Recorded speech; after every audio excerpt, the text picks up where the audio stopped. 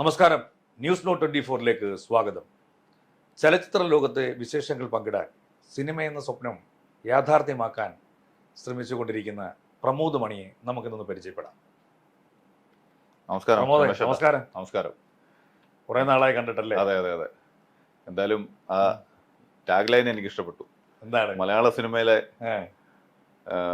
എന്താണ് മലയാള സിനിമയിലെ മലയാള സിനിമ എന്ന സ്വപ്നം യാഥാർത്ഥ്യമാക്കാൻ ഒട്ടനവധി ചെറുപ്പക്കാർ കൊച്ചിയിൽ വന്നിട്ടുണ്ട്. തീർച്ചയായിട്ടും പ്രമോദ് മണിയും വന്നിട്ടുണ്ട്. പ്രമോദ് കുറെ നാൾ സീരിയലൊക്കെ അതെ ഏകദേശം ഒരു 15 വർഷത്തോളം സീരിയൽ ഫീൽഡായിരുന്നു.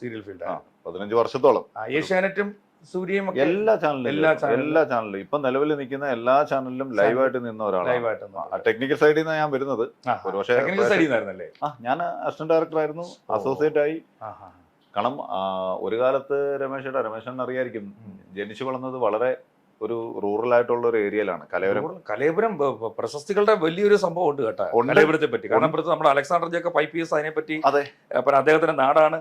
അവിടുത്തെ ഒരു ക്ഷേത്രത്തെ സംബന്ധിച്ചിട്ടുള്ള ഐതിഹ്യങ്ങൾ അടക്കം പുറത്തു കൊണ്ടുവന്നത്. അപ്പൊ കലയപുരത്തിനെ പറ്റി അദ്ദേഹം പറഞ്ഞേക്കുന്നത് വലിയ ചരിത്രമാണ് കലയപുരത്തെ പറ്റി. ഞാൻ പറഞ്ഞത് നാടിനെ കുറച്ച് കണ്ടതല്ല, പക്ഷെ ഈ കലയപുരം ജംഗ്ഷനിൽ നിന്നും ഒരു 2 കിലോമീറ്റർ ഉള്ളിലോട്ട് പോകണം എന്റെ വീട്.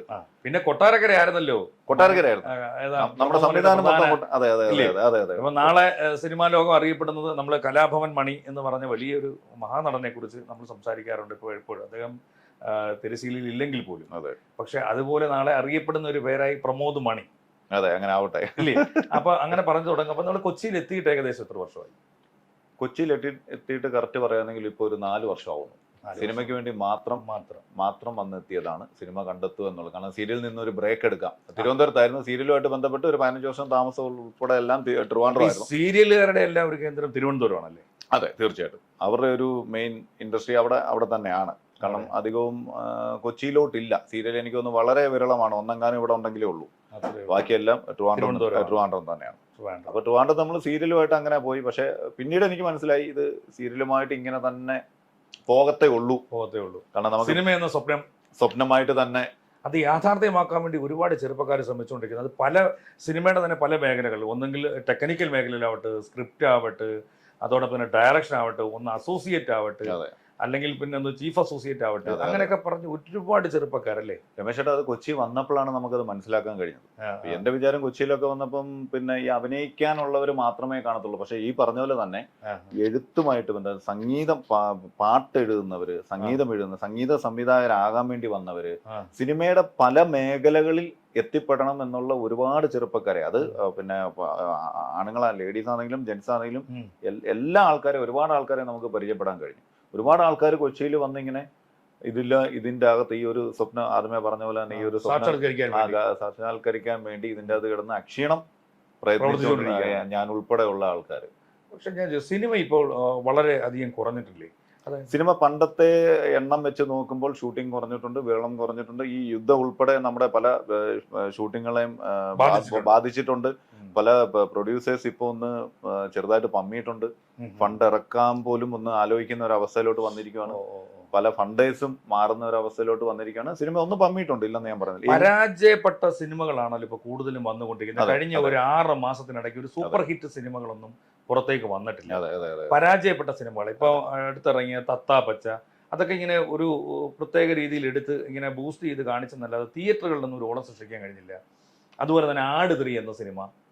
അപ്പൊ ഈ സിനിമ ഇൻഡസ്ട്രീസിനകത്ത് ഇത്തരത്തിലുള്ള പ്രതിസന്ധികൾ നേരിടുമ്പോൾ ഈ സ്വപ്നം സാക്ഷാത്കരിക്കാൻ വേണ്ടി പുറകിൽ നിൽക്കുന്നവരൊക്കെ അവരുടെ പ്രതീക്ഷകൾ കൂടെ അല്ലേ അറ്റുപോകുന്നത്? രമേശേട്ടാ, ഇപ്പൊ പേരെടുത്ത് പറഞ്ഞ പോലെ ഞാൻ ഒന്നിന്റെയും പേരെടുത്ത് പറയുന്നില്ല. ഇതിപ്പം വിജയിച്ചോ ഇല്ലയോ എന്നുള്ളതിനേക്കാൾ ഉപരി പല സിനിമകളും നമ്മൾ ചോദ്യം അതല്ലെങ്കിൽ പോലും പല സിനിമകളും നമ്മൾ തിയേറ്ററിൽ പോയി കാണുമ്പോൾ എനിക്ക് തോന്നിയിട്ടുള്ളത്, എന്തിനായിരുന്നു ഈ സിനിമ, എന്തായിരുന്നു ഇവരുടെ അജണ്ട, എന്തിനു വേണ്ടിയായിരുന്നു ഇത്, എടുത്തപ്പോൾ ഇങ്ങനായി വന്നതാണോ, അല്ലെങ്കിൽ എന്താണ് ഇതിന്റെ കഥ എനിക്ക് പലപ്പോഴും തോന്നിയിട്ടുണ്ട്. നമ്മൾ സോഷ്യൽ മീഡിയയിലൊക്കെ നോക്കുമ്പോൾ വാനോളം പുകഴ്ത്തിയിരിക്കുന്ന സിനിമ തിയേറ്ററിൽ പോയി കാണുമ്പോൾ ഒന്നുമില്ല, വട്ടപൂജ്യം പോലെ നമുക്ക് തോന്നിയിട്ടുണ്ട്. അപ്പം ചോദ്യം എന്തായിരുന്നു, എന്തിനായിരുന്നു? അതായത് ചില സിനിമകൾ എടുത്തത് കൂടുതലും ഈ തകർന്നു പോയ സിനിമകൾ, അതായത് വലിയ ബൂസ്റ്റ് ചെയ്ത് കാണിച്ചിട്ട് തിയേറ്ററിൽ എത്തിയപ്പോൾ പ്രേക്ഷകരെ അങ്ങേയറ്റം വെറുപ്പിച്ചു. ഇപ്പോൾ ആട് 3 എന്ന് പറഞ്ഞ സിനിമ ഞാൻ തിയേറ്ററിൽ പോയി കണ്ടു. ഫസ്റ്റും സെക്കൻഡും കണ്ടിട്ട് തേർഡ് കണ്ടപ്പോണ്ടല്ലോ ഇത്രയധികം എങ്ങനെ ഇതൊക്കെ എഴുതാൻ കഴിയുന്നുള്ള ഇങ്ങനെ. ഇത് രമേശേട്ടാ, ഇതിൻ്റെ ഈ പ്രേക്ഷകർ എന്ന് പറയുന്നത് പല മാനസികാവസ്ഥയ്ക്ക് എന്ന് വെച്ചാൽ ജനങ്ങൾ ബഹുജനം പലവിധം എന്ന് പറഞ്ഞല്ലേ. കാരണം ഇത് പാരലായിട്ട് ഇഷ്ടപ്പെടുന്ന ഒരുപാട് ആൾക്കാരുണ്ട്, തീരെ ഇഷ്ടപ്പെടാത്ത ഒരുപാട് ആൾക്കാരെ ഞാൻ കണ്ടു. കാരണം രണ്ട് മൂന്ന് രീതികളാണ്. എന്തിനായിരുന്നു ഈ പടം, എന്തു ഇത് കോമാളിത്തരം കാണിച്ചു വെച്ചേക്കുന്നു എന്ന് പറയുന്ന ആൾക്കാരുണ്ട്. എന്നാൽ കൈയടിച്ച് ചിരിച്ച് ഭയങ്കര എന്റർടൈൻമെന്റ് ആയിട്ട് 2 മണിക്കൂർ വിത്ത് ഫാമിലി ആയിട്ട് വന്ന് പക്ക എന്റർടൈൻ ചെയ്ത് പോകുന്ന ആൾക്കാരും ഉണ്ട്. പ്രേക്ഷകൻ അങ്ങനെ രണ്ട് മൂന്ന് വിഭാഗം ടൈപ്പ് ആൾക്കാരാണ് ഉള്ളത്. ഇപ്പോഴത്തെ ജെൻസി തലമുറ പോലും സാധാരണ ആടുത്രിയൊക്കെ വലിയ സാധനം, അവർക്കൊക്കെ ഇഷ്ടപ്പെട്ട ഫിലിമായിരുന്നു ഫസ്റ്റും സെക്കൻഡും ഒക്കെ. പക്ഷെ തേർഡിൽ അത് കണ്ടില്ല. അപ്പൊ നമ്മൾ ആ സിനിമയെ മാത്രം വിമർശിക്കാൻ വേണ്ടിയിരിക്കുമല്ലോ. സിനിമകളൊന്ന് മാറി പിടിക്കണം, കാരണം നല്ല കഥകൾ വേണം. അപ്പൊ ഈ ഒരുപാട് ചെറുപ്പക്കാർ ഇവിടെ കഥകൾ എഴുതി, ഞാൻ എൻ്റെ അടുത്ത് തന്നെ ഒത്തിരി പേര് വന്നിട്ടുണ്ട്. ചേട്ടാ ഈ കഥ ഒന്ന് സിനിമയാക്കാൻ പറ്റുമോ, ഇത് ആരെങ്കിലും റെക്കമെൻഡ് ചെയ്യാൻ പറ്റുമോ, അദ്ദേഹത്തെ ഒന്ന് പരിചയപ്പെടുത്തരുമോ എന്നൊക്കെ ചോദിച്ച് ഒരുപാട് പേര് എൻ്റെ അടുത്ത് വന്നിട്ടുണ്ട്. അപ്പൊ ഞാൻ ആലോചിക്കുന്നത് അവരുടെ സ്വപ്നം മാത്രമല്ല, അവർ എഴുതി കൊണ്ടുവരുന്നത് ആ സ്ക്രിപ്റ്റ് എഴുതുന്ന രീതികൾ, അത് മുഴുവൻ കുത്തി ടൈപ്പ് ചെയ്ത് അതിന്റെ സീൻ ബേസ് എഴുതി കൊണ്ടുവരിക. പക്ഷെ അത് നോക്കുമ്പോൾ അത് മറിച്ച് നോക്കി കഴിയുമ്പോൾ ഉണ്ടല്ലോ, പല സിനിമകളുമായിട്ട് എടുത്ത് വെച്ച് ഇങ്ങനെ കണക്ട് ചെയ്ത് എഴുതിയേക്കുന്നത് കൊണ്ട് നമുക്ക് തന്നെ മടുപ്പ് തോന്നും. കാരണം ഇത് അബ്രപാളിയിൽ എത്തിയാൽ എന്തായിരിക്കും, വിജയിക്കത്തില്ല എന്നൊരു തോന്നൽ വന്നിട്ട് നമ്മൾ തന്നെ റെക്കമെൻഡ് ചെയ്യാറുമില്ല. പക്ഷേ പിന്നെ പ്രമോദിന്റെ ഒരു കുറെ സിനിമകൾ അഭിനയിച്ചില്ലേ, ഒരു 10ഓളം സിനിമകൾ അഭിനയിച്ചു. ഇനി ഒരു സിനിമ റിലീസ് ആവാനിരിക്കുന്നു. ഏത് ബാനറിലുള്ള സിനിമയാണ് ഇപ്പൊ? മധുവിധു എന്ന് പറഞ്ഞിട്ട് നമ്മുടെ അജിത് വിനായകയുടെ അദ്ദേഹം 12 സിനിമകള് ചെയ്ത വലിയ പ്രൊഡ്യൂസർ. ഏറ്റവും എനിക്ക് തോന്നുന്നത് പൊന്മാനാണെന്ന് തോന്നുന്നു. മാത്രമല്ല നമ്മുടെയൊക്കെ നാടിന്റെ ഒരു അഭിമാനം കൂടിയാണ് കൊട്ടാരക്കര എന്ന് പറയുന്ന. കൊട്ടാരക്കരയിലാണല്ലോ അതെ. അപ്പം പറഞ്ഞു വന്നത് അദ്ദേഹത്തിന്റെ സിനിമയിലല്ലേ ഇപ്പൊ അഭിനയിച്ചത് മധുവിധു? അതെ. റിലീസ് എന്താണ്? ഏപ്രിൽ 17. അതേപോലെ തന്നെ ഒരു സിനിമയും കൂടെ വരുന്നുണ്ടല്ലോ, പള്ളിച്ചട്ടമ്പി എന്ന് പറഞ്ഞൊരു സിനിമയും കൂടെ സിനിമ വരുന്നുണ്ട്. അതെന്തത്തേക്കാണ് റിലീസ്? അതിന്റെ റിലീസും കാര്യങ്ങളൊക്കെ ഇപ്പൊ എന്തോ ഇഷ്യൂസും കാര്യങ്ങളും കേസൊക്കെ ആയിട്ട് ഇങ്ങനെ ചെറിയൊരു മാറിയിട്ടുണ്ട്. അത് എനിക്ക് തോന്നുന്നു ഫൈനൽ ഡേറ്റ് ഇന്നലെയോ ഇന്നൊക്കെ ആയിട്ടുണ്ടെങ്കിൽ വിഷുവിന് മുമ്പ് പ്രേക്ഷകർക്ക് കാണാൻ നല്ല സിനിമകൾ വീണ്ടും വരട്ടെ. അപ്പം അതോടൊപ്പം തന്നെ ഈ ഇൻഡസ്ട്രിയിൽ നിൽക്കുമ്പോഴേ, അപ്പൊ നമ്മളിവിടെ 4 കൊല്ലമായി നിങ്ങൾ വന്നു എന്ന് പറയുന്നു. ഈ 4 വർഷം കൊണ്ട് ഇവിടെ പ്രമോദ് ഇവിടെ ഉണ്ട്. അപ്പൊ ഈ 4 വർഷവും നമുക്കൊരു വരുമാന മാർഗം ഇന്നത്തെ അത് നല്ലൊരു ചോദ്യമാണ് രമേശ് ചേട്ടാ. ഞാൻ മനസ്സിലാക്കിയ ഒരു കാര്യം, സിനിമ സ്വപ്നം കണ്ടിറങ്ങുന്ന ഏതൊരാൾക്കും സൈഡായിട്ട് പാരലായിട്ട് ഒരു വരുമാനം ഉണ്ടായാലേ പറ്റത്തുള്ളൂ. 101%. കാരണം അയാൾക്ക് ഇപ്പൊ കൊച്ചിയിൽ നിന്ന് പോകണമെങ്കിൽ ഒരു താമസവും ഭക്ഷണവും മാത്രം നമ്മളൊരു ചെലവെടുത്താലും അയാൾക്ക് ഒരു നിശ്ചിത ഒരു റൗണ്ട് ഒരു ഫിഗർ മാസ വരുമാനം ഉണ്ടെങ്കിൽ മാത്രമേ ഇത് നടക്കത്തുള്ളൂ. പലരും വക്കത്ത് വരെ എത്തിയിട്ട് വിട്ടു പോകുന്നതിന്റെ മെയിൻ കാരണം ഞാൻ മനസ്സിലാക്കിയത് വരുമാനമില്ലാതെ നിലനിന്ന് പോവാൻ പറ്റുന്നില്ല. 2, ഇതിന്റെ അകത്ത് എന്നാണ് നമ്മൾ ഒന്ന് നമ്മൾ എന്നാണ് ഇതിന്റെ എൻട്രി മാത്രമല്ല. ഇപ്പൊ ഞാൻ ഈ പറയുന്ന ഞാനിപ്പോ എണ്ണത്തിൽ പറയുമ്പോൾ 10 സിനിമകൾ ചെയ്തു. പക്ഷെ ഈ 10 സിനിമകൾ ഞാൻ ചെയ്താലും ഈ ശ്രദ്ധിക്കപ്പെടുന്ന ഒരു വേഷത്തിലേക്ക് എത്താൻ എനിക്ക് ഇതുവരെ സാധിച്ചിട്ടില്ല. അങ്ങനെ എത്തിയതിന് ശേഷം മാത്രമായിരിക്കും നമുക്ക് രണ്ടാമത് ആ വേഷത്തിൽ നിന്നൊരു വിളി വരുന്നത്. എങ്കിൽ എത്രയോ പേര് നല്ല വേഷങ്ങൾ ചെയ്തിട്ട് അങ്ങനെ ഒരു വിളി വരാത്ത എത്രയോ ആൾക്കാരുണ്ട്. എത്രയോ പുതുമുഖ ഡയറക്ടേഴ്സ് ആദ്യത്തെ സിനിമ കഴിഞ്ഞിട്ട് രണ്ടാമത്തെ സിനിമ ചെയ്യാൻ ഒരു ആർട്ടിസ്റ്റ് പോലും ലൊക്കേഷനിൽ അടുപ്പിക്കാത്ത എത്രയോ ഡയറക്ടേഴ്സ് ഉണ്ട്, എത്രയോ റൈറ്റേഴ്സ് ഉണ്ട്. അപ്പൊ ഇതെന്ന് പറയുന്നത് കഴിവ് മാത്രമല്ല, ഭാഗ്യവും പല ഘടകങ്ങളും ഒത്തുചേർന്ന ഒരു കാര്യമാണിത്.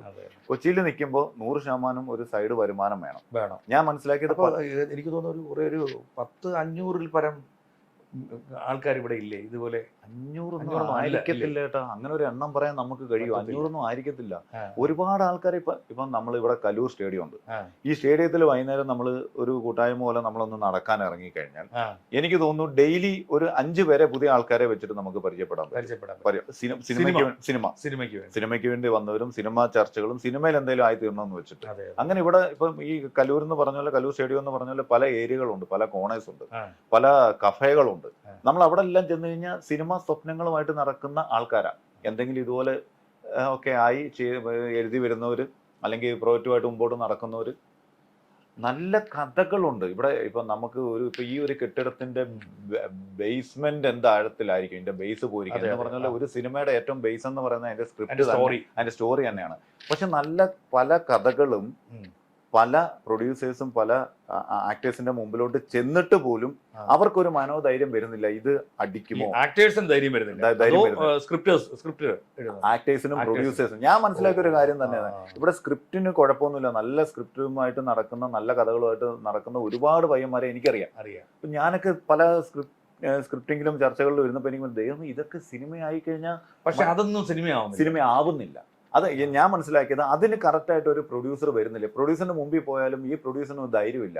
ഇതിപ്പോ ഇങ്ങനെ ഒരു പുതിയ സ്ക്രിപ്റ്റ് ഇപ്പം നമ്മൾ ഇതൊരു 15 കോടി 20 കോടി അല്ലെങ്കിൽ ഒരു 10 കോടിക്കകത്ത് നമ്മൾ ചെയ്താൽ ഇത് എന്താവും, ഇത് ഇങ്ങനെ നമ്മൾ വിചാരിക്കുന്ന പോലെ വർക്ക് ആവുമോ? ഒരു മെയിൻ ആക്ടറിന്റെ മുമ്പിൽ ചെന്നാലും അയാൾക്ക് അതിനുള്ള ധൈര്യമില്ല ഇത് കേൾക്കാനായിട്ട്. അതുകൊണ്ടാണ് ഇവര് പാരലായിട്ട് ഇപ്പൊ എന്താണ് ട്രെൻഡ്, ഇപ്പം നേരത്തെ പറഞ്ഞല്ലോ 2 സിനിമകളുടെ പേര് രമേശ് അതെ അല്ല ആട്. അപ്പൊ ഇത് ഇപ്പൊ എന്താണ് ട്രെൻഡ് ആയിട്ട് പോകുന്നത്? അപ്പൊ അത് വിജയിച്ചു. ആ പാറ്റേണിൽ ഒരു സാധനം ഉണ്ടെങ്കിൽ ചിലപ്പം കയറും. അതാണ് അല്ലാതെ സ്റ്റോറി അല്ലേ ഇവർ നോക്കുന്നത്. സ്റ്റോറി മെയിൻ ആയിട്ട് നോക്കുന്നില്ല എന്നല്ല ഞാൻ പറയുന്നത്. നല്ല സ്റ്റോറികൾ നോക്കുന്ന പല കമ്പനികൾ ഇവിടെ ഉണ്ട്, പല ബാനേഴ്സ് ഇവിടെ ഉണ്ട്, നല്ല ബാനേഴ്സ് ഉണ്ട്, ഇല്ലെന്നല്ല. ഈ പാരലായിട്ട് എന്തുകൊണ്ട് പടങ്ങൾ പരാജയമായിട്ട് പോകുന്നു എന്നുള്ളതിന് ഞാൻ മനസ്സിലാക്കിയ ഒരു കാര്യം, മെയിനായിട്ട് ഇതിനൊരു എലമെന്റോ ത്രെഡോ ഒരു സ്ക്രിപ്റ്റോ ഒരു എന്താ പറയുന്ന ഒരു കനമുള്ള ഒരു എഴുത്തില്ല. ഇത് നമ്മൾ കണ്ടു കഴിയുമ്പോൾ എന്തുവരുന്നു, ഇത് ഇയാൾ എന്തിനാ വന്ന, അയാൾ എന്തിനാ വന്ന, ഇത് എന്തുവരുന്നു ഇതിന്റെ കഥ എന്ന് ഇറങ്ങി പോകുമ്പോൾ മൊത്തത്തിൽ ഒരു പുകമറയാണ് നമുക്ക് പല സിനിമകളും. ഞാൻ മനസ്സിലാക്കിയ ഒരു കാര്യം അത് തന്നെ. ഞാൻ ഈ അടുത്തിടയ്ക്ക് പിന്നെ നമ്മുടെ സോഷ്യൽ മീഡിയയിലൊക്കെ വന്ന് ഇങ്ങനെ ചെറിയ ക്ലിപ്പായിട്ട് വന്ന ഒരു സിനിമയുണ്ട്, പെരുമാനി എന്നായിരുന്നു സിനിമയുടെ പേര്. വളരെ മനോഹരമായ തിരക്കഥയായിരുന്നു, നല്ല ഫ്രെയിമിലാണ് ആ സിനിമ എടുത്തത്. തിയേറ്ററിൽ പക്ഷേ ആ സിനിമ വിജയിക്കാതെ പോയി. തിയേറ്ററിൽ പക്ഷേ അത് എനിക്ക് OTT പ്ലാറ്റ്ഫോമിലൊക്കെ അത് ആ സിനിമ നല്ല രീതിയിൽ പോയിട്ടുണ്ട്, നല്ല കളക്ഷൻ നേടിയിട്ടുണ്ടെന്ന് തോന്നുന്നു. പക്ഷെ നല്ലൊരു സിനിമയായിരുന്നു. ഈ കാലഘട്ടത്തിൽ അതുപോലെ സിനിമകളും എടുക്കുന്നുണ്ട്. ആ സിനിമകൾ പക്ഷെ തിയേറ്ററിൽ ക്ലിക്കാതെ പോയത് എനിക്ക് തോന്നുന്നു അതിന്റെ ഈ പിന്നെ മെയിനായിട്ട് ഇതെല്ലാം ബൂസ്റ്റ് ചെയ്യുന്ന ഒരു സംവിധാനം ഉണ്ടല്ലോ, ബൂസ്റ്റിംഗ് കൂടെ വേണം. മാർക്കറ്റിംഗ് വലിയൊരു ഘടകമാണ് കേട്ടോ. പിന്നെ പ്രേക്ഷകൻ എന്തുകൊണ്ടാണ് തിയേറ്ററിലോട്ട് കയറുന്നതിന്റെ മെയിൻ എലമെന്റ് എന്ന് പറയുന്നത് ഫേസ് വാല്യൂ ഉള്ള ഒരു ആർട്ടിസ്റ്റ് വേണം. ഫേസ് വാല്യൂ ഉള്ള ഒരു ആർട്ടിസ്റ്റിന്റെ തലയില്ലെങ്കിൽ നമ്മൾ പെട്ടെന്ന് വണ്ടി ഓടിച്ചുകൊണ്ട്, ഇപ്പോൾ രമേശ് ചേട്ടൻ വണ്ടി ഓടിച്ചുകൊണ്ട് പോകുന്നു, ഒരു പോസ്റ്റർ കാണുന്നു ഫോർ എക്സാമ്പിൾ ഏതെങ്കിലും പേരിൽ, ഇപ്പൊ പെരുമാനി തന്നെ വെക്കുക, അതിനകത്ത് നോക്കുമ്പോൾ ആരൊക്കെ എന്തോ നിൽക്കുന്നു. രമേശ് ചേട്ടൻ സ്വാഭാവികമായിട്ട് ആ സിനിമ തിയേറ്ററിൽ പൈസ കളഞ്ഞ് പോയി കാണുമോ? കാണാൻ സാധ്യത കുറവാണ്. പക്ഷെ ഒരു 10 പേര് പറഞ്ഞു നല്ല പടമാണെന്ന് പറഞ്ഞുള്ള കണ്ടിട്ടുള്ള അഭിപ്രായം മൗത്ത് പബ്ലിസിറ്റി കിട്ടിയതിന് ശേഷമാണെങ്കിൽ ഒരു ധൈര്യത്തോടു കൂടി രമേശേട്ടൻ പോയി കാണാം. പക്ഷെ അതുപോലെ തന്നെ ഈ മെയിൻ ആർട്ടിസ്റ്റുകളെ സംബന്ധിച്ചിടത്തോളം വരുവാണെന്നുണ്ടെങ്കിൽ അവരങ്ങനെ ചെറിയ ബാനറുകളിൽ അഭിനയിക്കാനും നിൽക്കത്തില്ല. അവർക്ക് കൊടുക്കേണ്ട വരുമാനവും കൂടുതലായതുകൊണ്ട് ഒരുപക്ഷെ നല്ല കഥകൾ അവർ കേൾക്കാതെയും പോകും. ഇപ്പൊ പലരും പറഞ്ഞു നമ്മൾ കേട്ടിട്ടുണ്ട്, ഞാൻ ഇന്ന ഒരു നടന്റെ പുറകെ വർഷങ്ങളായിട്ട് നടക്കും, ഇയാൾ ചെയ്യാമെന്ന് പറഞ്ഞിട്ട് എന്നെ ഇട്ട് വെച്ച് ഓടിപ്പിച്ചുകൊണ്ടിരിക്കുക, എന്റെ കയ്യിൽ പ്രൊഡ്യൂസറും ഉണ്ട്, ഞാൻ പ്രൊഡ്യൂസറുമായിട്ട് ചെന്നിട്ട് പോലും പുള്ളി എനിക്ക് പിന്നെ ചെവി വരുന്നില്ല, പുള്ളി വർഷങ്ങൾക്ക് മുമ്പ് ഈ സബ്ജക്റ്റ് ഓക്കെ പറഞ്ഞതാണ്. ഇതെന്തുകൊണ്ടാണെന്ന് ഞാൻ മനസ്സിലാക്കിയെന്ന് പറഞ്ഞു കഴിഞ്ഞാൽ, ഒരു പുതിയ പ്രൊഡ്യൂസറിന് വേണ്ടി നല്ലൊരു സബ്ജക്റ്റ് ആണെങ്കിൽ പോലും ഒരു നടൻ ധൈര്യപ്പെടുന്നില്ല. പക്ഷെ നല്ലൊരു ബാനറാണ്, ഇവിടെ ഏറ്റവും നിൽക്കുന്ന ടോപ്പ് ഒരു ബാനർ ആണെങ്കിൽ ഈ കഥയായിട്ട് ചെന്ന് കഴിഞ്ഞാൽ പുള്ളി അവിടെ ഡേറ്റ് കൊടുക്കും. ഇത് നമുക്ക് ബാനറിനും വിഷയമുണ്ട്. അപ്പൊ ബാനർ ആയിരിക്കണം, നല്ല സ്ട്രോങ് ബാനർ ആയിരിക്കണം. അവിടെ ഈ കഥ കൊണ്ടുപോയാൽ എടുക്കാം. കാരണം ഇവർക്ക് ഇത് താങ്ങാൻ കഴിയും, ഇത്ര ബഡ്ജറ്റിൽ ഇത് ചെയ്യാൻ പറ്റുമോ എന്നുള്ളത്. ഇത് ആരുടെയും കുറ്റമല്ല രമേശ് ചേട്ടാ. ഞാൻ മനസ്സിലാക്കിയത് ഇതൊരു നിലനിൽപ്പിന്റെ ഒരു വലിയ ഫീൽഡാണിത്. ഇതിൽ എൻട്രി ആവുക എന്നുള്ളതിനേക്കാൾ ഉപരി ഇത് നിലനിന്ന് പോവുക എന്ന് പറയുന്നത് ഒരു വലിയ മത്സരരംഗമാണ്.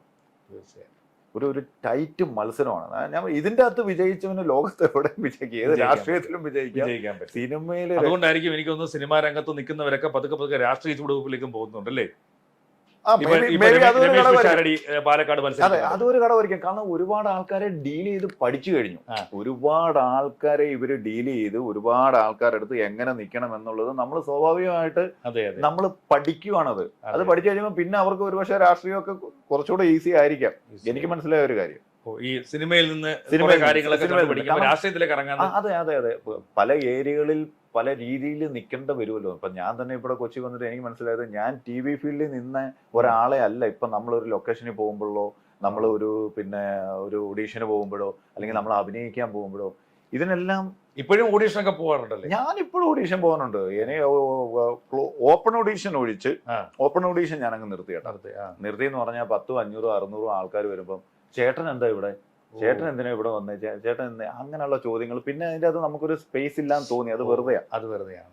Closed audition. എന്നാലും ഈ ക്ലോസ്ഡ് ഓഡീഷനൊക്കെ പോയിട്ട് നമ്മൾ അവിടെ സെലക്ട് ആവും എന്ന് ഒരു പോയിന്റിൽ എത്തിയിട്ട് നമ്മളെ വിളിക്കാതെ ഒരുപാടെണ്ണം മാനസികമായിട്ടൊക്കെ തകർന്ന് പോയിട്ടുണ്ട്. പിന്നെ ഇപ്പൊ നമ്മുടെ ഒരു ഒരു ലൈഫ് സ്റ്റൈലിന്റെ ഭാഗമായി മാറി ഇത്. കാരണം നമ്മൾ പ്രതീക്ഷ കൈവിടത്തില്ല. ഇല്ല, ഒരിക്കലും ഇല്ല. ഏതെങ്കിലും ഒരു ദിവസം ഒരു വെള്ളിയാഴ്ച ഒരു സാധനം ഒരെണ്ണം സ്ക്രീനിൽ വരും, അത് ശ്രദ്ധിക്കപ്പെടും. പിന്നെ രമേശ് ചേട്ടാ ഇത്രയും പേർക്ക് ഇവിടെ ആവാമെങ്കിൽ എന്തുകൊണ്ട് എനിക്ക് ആയിക്കൂടാ? തീർച്ചയായിട്ടും. കാരണം അവർ ചെയ്യുന്നത് തന്നെയല്ലേ എനിക്കും അറിയാവുന്നത്. അതെ ഞാൻ അത്ര വലിയ പ്രഗത്ഭനായ നടനൊന്നും അല്ലെങ്കിൽ പോലും എനിക്കും അവര് ചെയ്യുന്നതിന്റെ ഒരു ഒരു ഒരു അറ്റം വരെയൊക്കെ എനിക്ക് എത്തിക്കാൻ പറ്റും. ഒരു കലയാണ്, ഒരു കഴിവ് കൂടിയാണ്. ഇത് നമുക്കൊരു എൻട്രി കിട്ടുക ഒരു ഭാഗ്യമാണ് എന്നുള്ളത്. അഭിനയിക്കാൻ അറിയാത്തവർക്ക് പോലും ആ എൻട്രികൾ കിട്ടിയിട്ടുണ്ട് കേട്ടോ. പക്ഷെ അവര് എത്ര പേര് ഇന്ന് ഇൻഡസ്ട്രിയിൽ അങ്ങനെ നിലനിന്ന് പോകുന്നു എന്നുള്ളതാണ്. നമുക്ക് ഒന്ന് ചെയ്യാൻ പറ്റും, ബന്ധങ്ങളുടെ പേരിൽ ചിലപ്പോൾ ഒന്ന് ചെയ്യാൻ പറ്റും, ചിലപ്പോൾ രണ്ടിലോട്ട് പിന്നീട് ഔട്ടാണെന്ന് പറഞ്ഞാൽ അവരെയും കൊണ്ട് അത് അവർക്ക് തന്നെ ഒരു കോൺഫിഡൻസ് ഇല്ലായ്മയായിട്ട് വരും. ബന്ധങ്ങൾ മാത്രമല്ല, ഇതിൻ്റെ അകത്ത് പല ഘടകങ്ങളാണ് ഞാൻ മനസ്സിലാക്കിയത്. പിന്നെ ഇത് രസകരമായ ഒരുപാട് അനുഭവങ്ങൾ ഈ ഓഡീഷൻസിലൂടെ ഉണ്ട്. ചില ഓഡീഷൻസിലൊക്കെ പോയി കഴിഞ്ഞാൽ നമ്മൾ വിചാരിക്കും ഓക്കെയാണ്, ഇവര് കൈയൊക്കെ അടിച്ച് തോളത്തൊക്കെ തട്ടി എല്ലാം ഓക്കെ ആയി കഴിയുമ്പോൾ ഒരാഴ്ച കഴിയുമ്പോൾ തന്നെ വിളിയൊന്നുമില്ല. രണ്ടാമത്തെ ആഴ്ചയിൽ നമ്മൾ അങ്ങോട്ട് വിളിക്കും, പറയും പ്രമോദേ അത് നിങ്ങൾ സെലക്റ്റഡ് ആണ്, വേഷം നമ്മൾ ഇവിടുന്ന് ആരും വിളിച്ചില്ലേ? വിളിച്ചില്ല. എങ്കിൽ അതിൻ്റെ അകത്ത് ഒരു പോലീസിന്റെ പരിപാടിയാണ് നിങ്ങൾക്കുള്ളത്. അപ്പൊ നമ്മൾ ഓക്കെ പോലീസ് എന്നാ. അപ്പം എന്താണ് പോലീസ്, എന്ത് ക്യാരക്ടറാണ് ചേട്ടാ? അത് ആ സ്റ്റേഷന്റെ ഒരു പരിപാടിയുണ്ട്, ആ സ്റ്റേഷൻ്റെ അകത്ത് വരുന്ന ഒരു പോലീസാണ് ചേട്ടാ. എങ്ങനെ ക്യാരക്ടറാണോ? ക്യാരക്ടറല്ല അത്, പിന്നെ ഡയലോഗ്സ് അത് ഇംപ്രവൈസ് ചെയ്ത് നമുക്ക് അവിടെ ലൊക്കേഷനിൽ വരുമ്പോൾ എന്തെങ്കിലും ഇംപ്രവൈസ് ചെയ്ത്, കാരണം അത്രേ ഉള്ളൂ സിനിമയേ ഉള്ളൂ, ആ വേഷം എൻട്രി. നമ്മൾ ആലോചിക്കുമ്പം നമ്മൾ ഭയങ്കര പ്രതീക്ഷയോട് കൂടി പോയ ഓഡീഷൻസ് ആണ്. എല്ലാ ഓഡീഷൻസും അങ്ങനെ ആവണമെന്നില്ല. ഇല്ല, എന്തായാലും ശരി, പ്രതീക്ഷകൾ കൈവിടണ്ട. കൊച്ചിയിൽ നിന്ന് തന്നെ ഒരു വിളി വരും, അതെ വരട്ടെ, മെയിൻ സ്ട്രീമിലെത്തും, അതെ ഒരു വലിയ നടനായി മാറട്ടെ എന്നുള്ള ആശംസകൾ നേരുന്നു. താങ്ക് യു ഏട്ടാ, വന്നതിൽ വലിയ സന്തോഷം, ഒരുപാട് സന്തോഷം. ന്യൂസ് നോട്ട് 24ന്റെ എല്ലാ പ്രേക്ഷകർക്കും ഒരുപാട് സന്തോഷം. ഇങ്ങനെ ഒരു പ്ലാറ്റ്ഫോമിൽ രമേശ് ഏട്ടൻ വിളിച്ചിട്ട് വരാൻ കഴിഞ്ഞു, ഇത്രയും നേരം നമുക്ക് ഒന്ന് സംവദിക്കാൻ കഴിഞ്ഞു. ഒരുപാട് സന്തോഷം, നന്ദി.